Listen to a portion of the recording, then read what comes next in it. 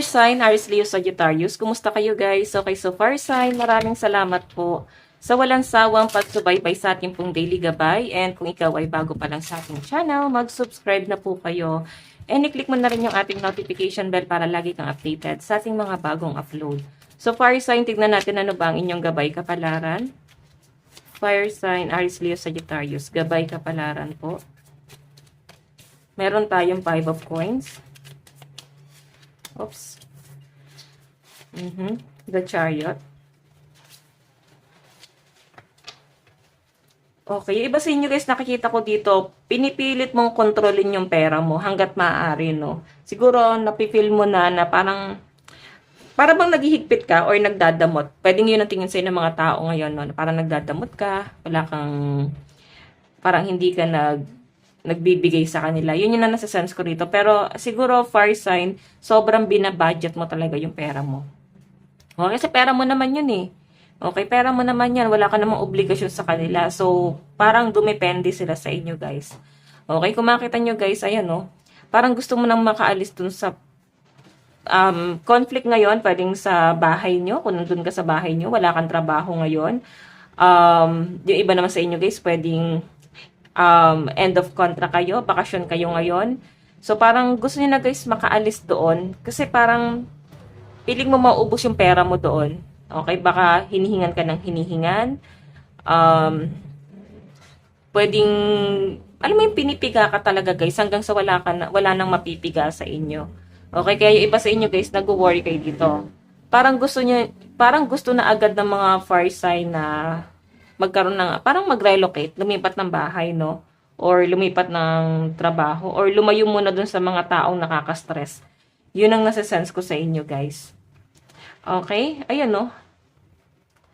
Left cat in the cold. Diba? Parang aalis ka ng payapa. Payapa dun sa lugar na yon. So, sinasabi rito, guys, the Chariot, kailangan mo daw kontrolin yung emosyon mo. Yung iba dito siguro para kayo nagkakaroon ng panic anxiety. Okay, hindi mo makontrol yung panic anxiety mo. Ganun naman yun guys eh. Lalo na sa mga taong matindi yung trauma na pinagdaanan. So, pag lumalayo kayo, para bang bigla kayong kinakabahan ng matindi guys, no? Okay, so sinasabi rito guys, mag-focus ka kasi yung mga distraction dito, wala sa'yo yung problema eh. Mga nasa paligid mo, sila yung para bang conflict, sila yung para bang trigger, para bang natitrigger ka na din, no? Kumbaga, ano ka eh, payapa ka mag-isip, guys, nadadamay ka, no? Nadadamay ka dun sa mga conflict ng mga taong to sa paligid mo. Okay, so guys, ayan, yung iba rito, parang kailangan mong umalis yun sa mga toxic na yan, and sobrang strong na po ng mga fire sign, no? Kung ito naman guys ay patungkol sa relationship, siguro nafe-feel mo na yung person mo, ano ba to, ginagamit ka na lang ba? Pwede kasi guys na puro siya pabor sa inyo. Parang nararamdaman mo na parang puro pera yung pinag-uusapan nyo, yan yung issue nyo palagi. So, ano yung pina-point out niya guys, no? Yun ang nafe-feel ko rito. Ano yung gusto niyang iparating sa inyo? So, I think nararamdaman nyo na guys na parang gusto ka lang gamitin itong taong to.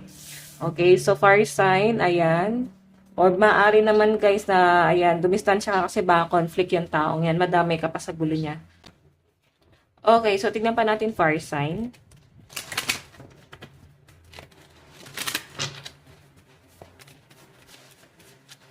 Meron tayong release your block,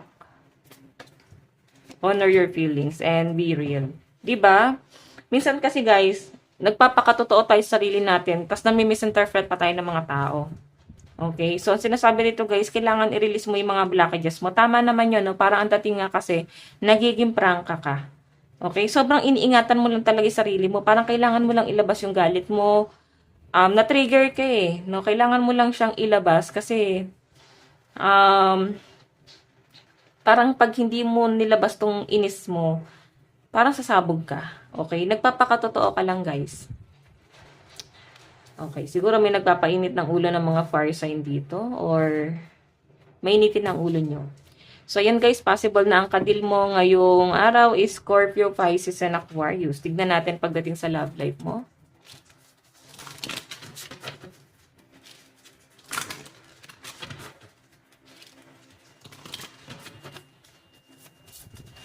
Okay, so sa love life po ni Fire sign. Ayun, lakas ng hangin. Buti na lang mahangin na ngayon. Grabe yung init. Okay. Love life mo, meron tayong abundance. Wow. So, I think guys, ito ha, okay yung partnership nyo ng person mo kasi may abundance dito. So, kagaya nga ng sabi ko kanina, parang puro pera yung pinag-uusapan. Siguro is yung ambition, no? Parehas kayong may goal, parehas kayong ambitious ng person mo. Yan yung nakikita ko rito. Okay, ayan no. So, siguro guys, pag winork out nyo talaga tong relationship na to, lalago pa talaga kayong dalawa eh. Okay, kumbaga, makakamit nyo, no? Makakamit nyo yung pangarap nyo. May potential dito sa relationship na to, guys. And yes, i-manifest mo raw yan. Siguro, guys, ayan, baka nagpaplano kayo ng business, something property. Okay, so tignan pa natin, guys. Pagdating naman sa inyong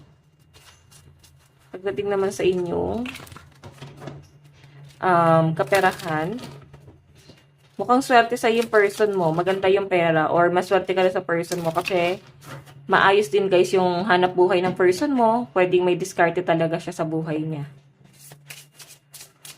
Okay. So, pagdating sa pera mo, fire sign, meron tayong okay. Compatibility. So, alam nyo guys, ayun no? Dalawang taong nagmamahalan to. So, makakamit mo lang guys yung stability kung magkakaroon ng partnership sa inyo ng person mo. Kasi parang compatible talaga kayo sa isa't isa guys eh. Kailangan nyo lang guys ito is magtulungan. Parang perfect combination kayo. As in, maganda yung pagpaplano nyo. Maganda yung partnership. Maayos ang connection. Yan yung nasa-sense ko rito guys, no? Kumbaga, siguro yung person mo yung may source of income, tapos ikaw yung magaling sa business, oh, no? Parang ikaw yung magaling mag-manage ng pera. Fire sign. Okay, so kung naman yung pag-uusapan nyo guys, ay nakakita ko yung pagiging compatible nyo dito. And kailangan mo rin ng mga partner, ayan, parang ano yung card, no? Kailangan mo rin ng mga partner para makatulong sa'yo sa mga plano mo, no? Kahit pa paano, mag-guide ka nila. So, tignan naman natin guys, pagdating naman po sa inyong, okay, pagdating po sa inyong trabaho, fire sign, meron tayong commitment. Ba't puro commitment to? Oo. Puro partnership, guys. I think, kailangan mo na ng kapareha siguro. Oo, talaga, no? Lalo na sa mga single dito, na lumalaban mag-isa. Nakikita ko naman yung pagiging strong independent talaga ng mga person. Kasi meron ditong the divine masculine, no? Sobrang strong nyo at parang siguro iba dito, kaya nyo na nang walang kapareha. Pero siguro, yung commitment na to is yung magkaroon ka ng commitment sa mga katrabaho mo, like partnership, or kung meron kang trabaho tapos may business ka pa, siguro kailangan magkaroon ka ng mga bagong connection, or kailangan magkaroon ng expansion. Okay, magkaroon ka ng ibang, parang bagong experience. Okay? Marami ka pa daw guys may experience. Tignan pa natin, pagdating naman po sa mga kaibigan, meron tayong sexuality. Okay, so guys, ito ha, siguro, ito naman hindi guys literal. I think yung iba sa inyo, sobrang friendly talaga kayo. Kahit anong gender, ano man ang katayuan, estado ng tao, talagang kaibigan nyo guys, na wala kayong pinipiling kaibigan. Okay? Lahat ng tao kilala kayo guys. Siguro famous yung iba sa inyo. And sobrang approachable ang mga fire sign. Okay, so tignan natin guys, pagdating naman po sa family, meron tayong inner peace. So, siguro guys, kailangan turuan mo yung family mo kung paano guys kumita rin sa sarili nila. Magkaroon din sila guys ng ibang resources. Siguro nakadepende sila sa inyo. Wala ka atang peace of mind sa loob ng tahanan. Fire sign.